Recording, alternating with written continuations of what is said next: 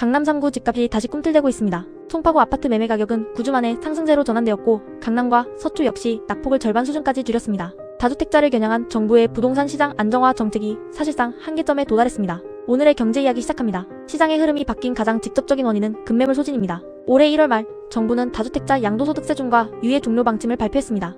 세금 부담을 피하려는 매물이 시장에 쏟아져 나왔습니다. 규제의 효과가 나타나는 듯 했습니다. 3월 셋째 주 서울 집값 상승률은 0.05%까지 떨어졌습니다. 하지만 이는 착시였습니다. 입주 여건이 양호한 단지를 중심으로 자금력을 갖춘 대기 수요가 이 급매물을 모조리 거둬들였습니다. 지난달 21일 8만 건을 돌파했던 서울 아파트 매물 건수는 한 달 만에 7만 4천 건대로 주저앉았습니다. 급매물이 모두 소진된 것입니다. 급매물이 소화된 이후의 시장은 철저히 매도자 우위로 재편되고 있습니다. 매도자들은 더 이상 호가를 내리지 않고 버티기에 들어갔습니다. 비강남권의 상승세는 훨씬 더 가파릅니다. 15억 원 미만 아파트가 밀집한 지역을 중심으로 거센 상승세가 일고 있습니다. 강서구 0.31%, 관악구 0.28%, 성북구 0.27%, 동대문구 0.25% 등 서울 외곽 지역이 일제히 오름폭을 키웠습니다. 마포 0.19%, 영등포 0.24%, 성동 0.11% 등 이른바 한강벨트 역시 멈추지 않고 우상향 중입니다. 강남권이 급매물 충격에서 벗어나는 회복 단계로 접어들었다면 비강남권은 매수 수요 자체가 폭발적으로 몰리는 팽창의 단계입니다. 특정 구의 국지적 현상이 아니라 서울 전역으로 상승 압력이 확산하고 있습니다. 이러한 매매가 상승을 뒤에서 강력하게 밀어올리는 핵심 동력은 바로 전세시장입니다.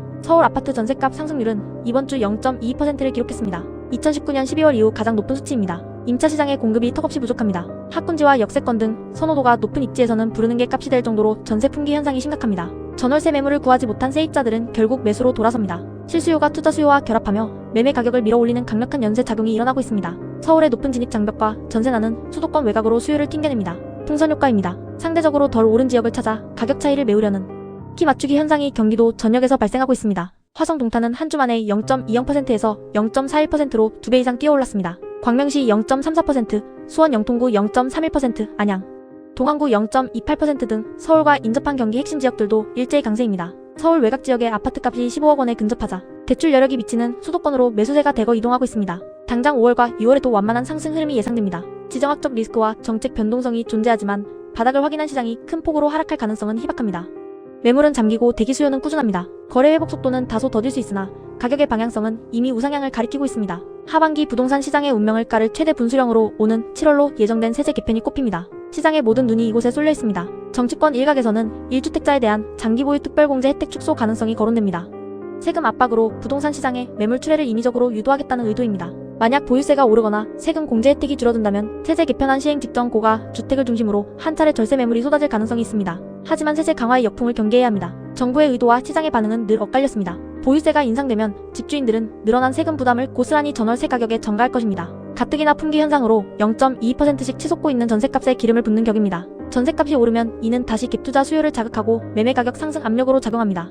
강남권 고가 아파트 소유자들이 매도 대신 실거주를 택하며 버티기에 돌입할 경우 매물 잠김은 더욱 심화할 것입니다. 정부가 세금 대신 금융 규제를 먼저 빼댈 가능성도 배제할 수 없습니다. 서울 외곽과 수도권의 거래량과 가격 상승세가 꺾이지 않는다면 정부는 규제 지역을 확대하거나 대출 한도를 조이는 방식을 검토할 것입니다. 금융 규제는 단기적으로 집값에 하방 압력을 가할 수 있습니다. 하지만 높은 대출 문턱은 자금력이 부족한 실수요자의 매수 기회만 차단할 뿐 현금 부자들만의 리그를 더욱 견고하게 만들 위험이 큽니다. 시장 상황은 엄중합니다. 다주택자를 겨냥한 압박 카드들은 이미 시장에서 내성을 붙였습니다. 급매물은 소진되었고 전세난은 매수세를 자극하며 경기도 일대까지 키 맞추기 장세가 확산했습니다. 이러한 가운데 7월 세제 개편이라는 거대한 변수를 앞두고 매도자와 매수자의 팽팽한 힘겨루기가 이어지고 있습니다. 향후 정책 변화가 시장에 어떤 영향을 미칠지 예의주시해야 할 때입니다. 오늘의 경제 이야기가 유익하셨다면 구독과 좋아요를 눌러주세요.